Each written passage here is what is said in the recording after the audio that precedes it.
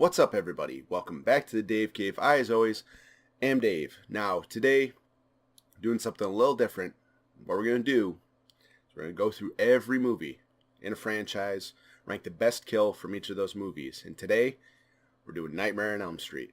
And how we're going to do that is we're going to start the most recent one and work our way back to the original. Starting, of course, with the 2010 remake. Now, my favorite kill from the 2010 remake is Dean. The very beginning starts right off, you're right into a nightmare, and they give you just such a dark tone. Just a dark, brutal, messed up tone. You already have somebody fighting with what's reality, what's not reality, and they show Freddy a little bit, you get a little bit of the torment, and then when they get to the actual kill, I like that they used, again, the whole idea of making it look like a suicide, but then also at the same time you introduce Freddy and you kind of introduce the fear of Freddy to these kids, but at the same time you have this guy grab a knife, apparently, stick it in his throat and run it across, and it sets a tone that the rest of the movie doesn't really live up to, but it sets a tone, a beautiful tone, and easily is the best kill of the film. From there, we move to Freddy versus Jason. Now, what's interesting about this one is Freddy has one kill in Freddy versus Jason, which is why he gets so pissed and goes after Jason. He gets one kill, and it's Mark. And it kind of sucks that it's Mark because he's such a tragic character in it. You know, he lost his brother. Everybody made him think he was crazy. And then stuff starts to pick up, and he, starts to realize that he wasn't crazy, that his brother didn't kill himself. You have all these things, and then you have him face off with Freddy. You have the classic, my last sleep suppressant, goes down the drain, and then they show his brother, and then they end it. Unfortunately, they have a cool slice across Mark's face. That's cool. But then they have the Freddy's back, on his back, burned in. Completely ridiculous, but, it's his best kill of the movie because it's his only kill. And no, he doesn't kill Jason. Jason just kind of lays in the water and decides to be done. That's not a kill. So Mark is the only kill. Best kill of Freddy versus Jason for Freddy. Jason gets all the fun in that one.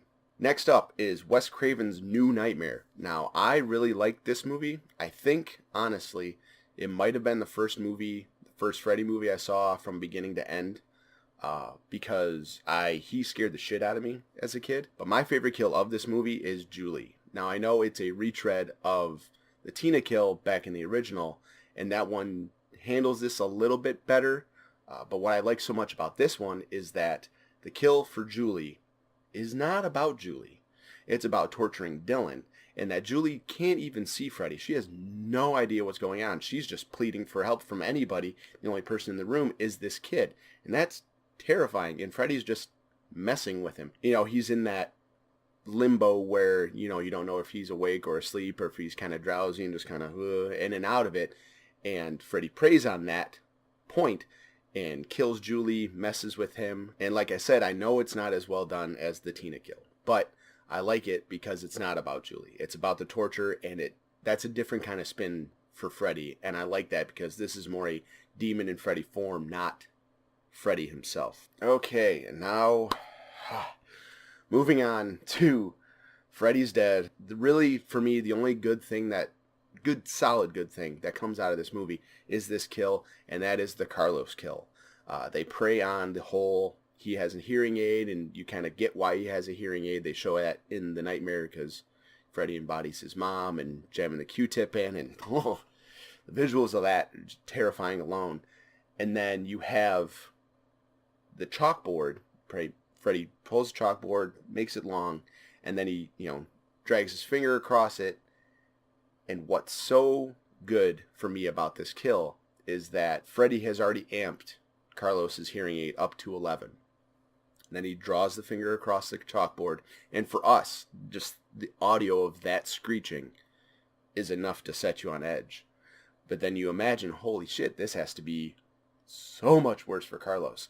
And then he keeps going, and then he keeps going, and then Freddy just, he gets off on this kill, and it's really messed up. But I like that his playfulness in this kill is more reminiscent of earlier Freddy and not, Power Glove Freddy like we get in this movie. This feels much more like older Freddy, and I like that. And then it has the campy, kind of, does it, blows up Carlos's head, catches his hearing aid. I thought it was a nice little touch because just, damn. Now with A Nightmare on Elm Street 5, The Dream Child, we have a very similar problem as to Freddy vs. Jason, where there are only 3 kills in this movie. And for this movie, my favorite kill is Dan. He becomes a road warrior, Cenobite, biker from Mandy from hell. And just the visuals of him when he gets strapped to the motorcycle, I always enjoyed watching that kill because I think he looks really badass. And you have Freddy torturing him, in the mechanical face and all that. The kill itself is pretty lackluster. I mean, it's a car crash and that sucks, but I always liked how it looked with him all strapped to that. It is terrifying because he can't go anywhere, but I thought he looked pretty damn cool. So for me, that's the one I have the most fun watching of the 3 in this movie. And keeping this train moving to A Nightmare on Elm Street 4, The Dream Master. Now, my favorite kill for this one is Sheila. And what's so, I think, terrifying about this one, and what I like so much about this one, is that this kill always messed with me as a kid, because when I was a kid, I used to get asthmatic symptoms. I didn't have full-blown asthma, but I would have trouble breathing pretty much anytime I got a cold. So watching Freddy kill somebody under the guise of asthma and sucking away her ability to breathe, aside from being visually cool, because there's no other kill like that in the whole series, really in the big 3, I like how it looks, but also it always stuck with me because I can imagine dying like that, and it is terrifying. So easily Sheila is my favorite kill for Nightmare on Elm Street 4. Now comes talking about many of people's favorite, or maybe second favorite, Nightmare on Elm Street 3, The Dream Warriors. Possibly the best kill of the series, but Philip, the Puppet Master kill. Now, what I like so much about this one, the practical effects of the tendons out of his arms and his legs, so good. So good, so gnarly, so just, ugh. But you also have a little bit of claymation at the beginning, which is cool. But then you have him sleepwalking, which, all these people are in here for these sleep disorders, so no one really gives him a second thought until they really get, okay, something's wrong, and then they all have to watch him as what they think is him committing suicide. But obviously, many, if not all of them, know better that Freddy is behind it. But the visuals behind this kill really are what drive it home for me as the best kill of the Dream Warriors. Now, Nightmare on Elm Street Part 2, Freddy's Revenge. This one is a little bit different because it's multiple kills, and that is the pool party. Now, what I like about the pool party is Freddy hasn't killed since, and not before this, killed this many people in one outing. And he goes kid to kid, slashing people up. And this is the first time we've seen him be a slasher. Now, we see him a little bit when he kills Tina, but we don't actually see him slash. We see the claw marks across her chest. We see her bloody, in the air, up the wall, all of that. But we don't see him actually slash.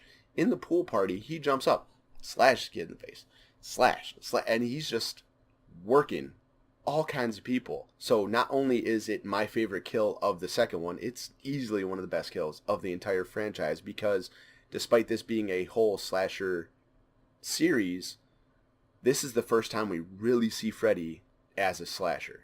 Now it is time to end this list with the original Nightmare on Elm Street. My favorite kill of the film is Glenn. Mostly because I like watching Johnny Depp die. I'm kidding.